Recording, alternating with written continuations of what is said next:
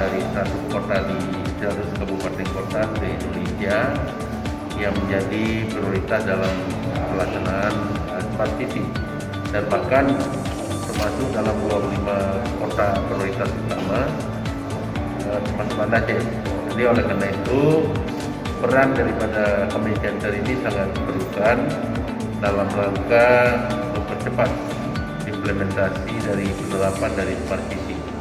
Saya yakin dengan tenaga ahli, tenaga teknologi yang sudah kita miliki dan perangkat yang sudah kita miliki, Banda Aceh akan semakin cepat dalam penerapan Smart City. Smart City ini sangat diharapkan sebagai kota yang maju, kota yang terus berkembang.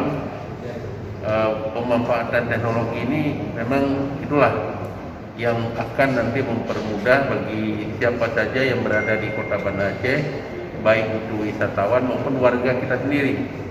Karena dengan program Smart City ini semuanya menjadi mudah, semuanya menjadi efisien ya, dan semuanya menjadi lebih cepat terlayani.